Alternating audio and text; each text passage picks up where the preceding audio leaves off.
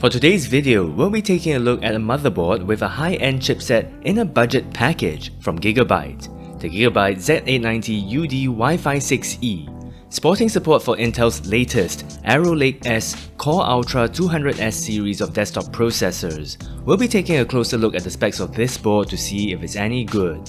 Let's get started. For those of you who are unaware, Intel's only just announced its Arrow Lake S Core Ultra 200S series of processors and the accompanying Z890 chipset some days back on 10th October 2024. To get in on the announcement excitement, we'll be taking a look at the Gigabyte Z890UD Wi-Fi 6E that, as its name implies, sports the Z890 chipset and sits within the entry-level UD series of motherboard offerings by Gigabyte, placing below the Eagle, Gaming, and Aorus lineups. I personally find products such as the Z890UD Wi-Fi 6E interesting, as it can be in a sense counterintuitive to have a motherboard with a high-end chipset but without the bells and whistles, which is what this motherboard offering is all about. As can be seen, the Z890UD Wi-Fi 6E comes in a box that sports a black and orange colorway with a UD graphic splashed across the front.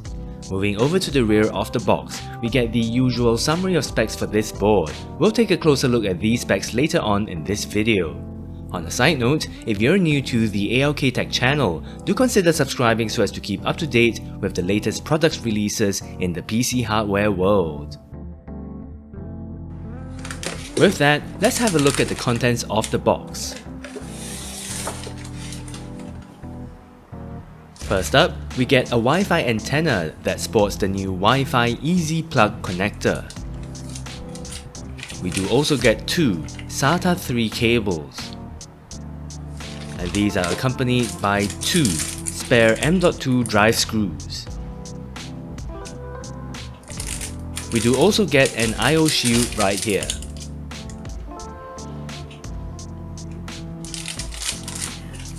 An installation guide,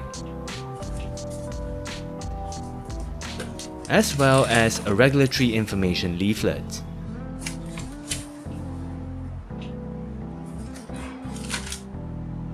Onto the board itself, we see that Gigabyte has gone for a black and grey aesthetic with some stripe-like motifs for the PCB. As a budget motherboard offering, the board doesn't come with an integrated I/O shield design, nor do we get anything much going on over on the rear of the board. We don't get any fancy motifs like those that you tend to find on higher-end motherboards.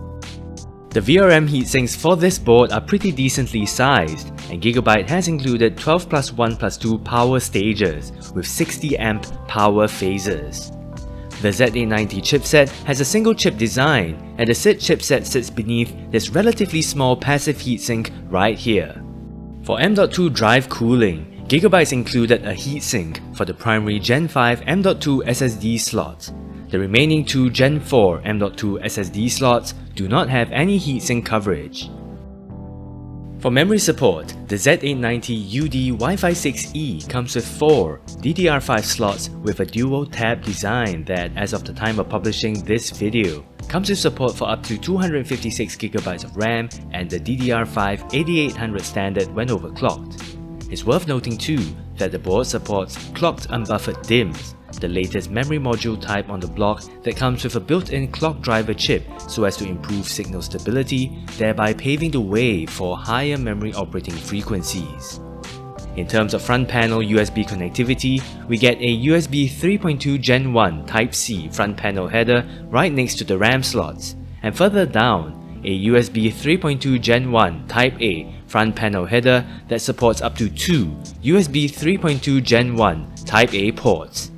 We do also get two USB 2.0 front panel headers along the bottom edge of the board, with each header providing support for two USB 2.0 Type-A ports for a total of 4 ports.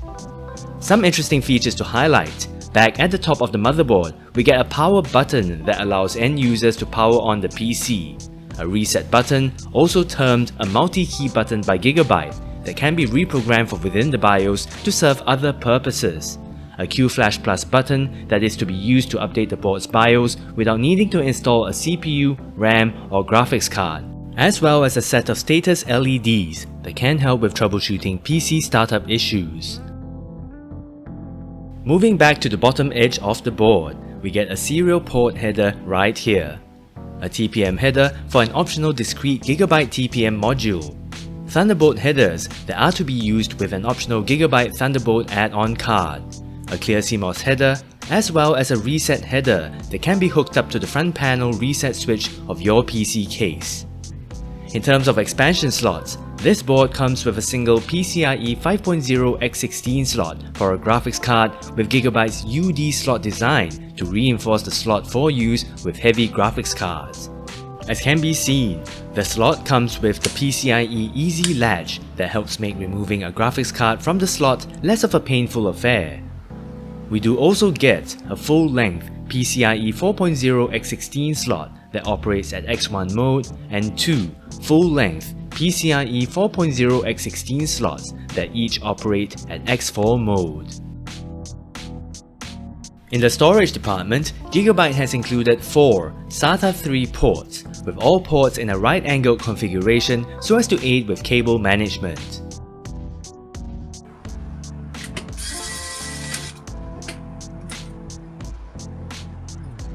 For M.2 slots, it comes with a single PCIe 5.0 x4 M.2 slot and 2 PCIe 4.0 x4 M.2 slots. Do note that only the PCIe 4.0 x4 M.2 slot that is connected to the Z890 chipset, slot M2M_SB, supports either a M.2 SATA or NVMe drive. The other two M.2 slots support NVMe drives only.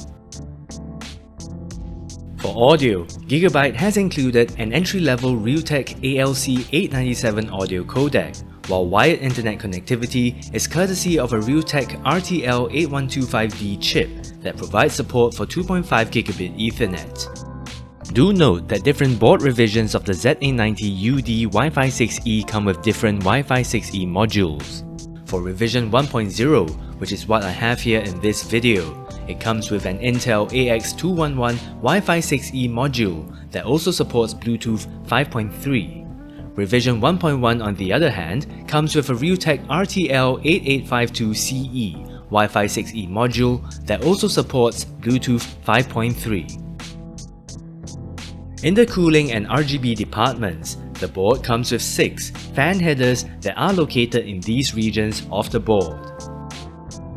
Also included are 3 Gen 2 addressable RGB headers and a single 12V RGB header located in these regions.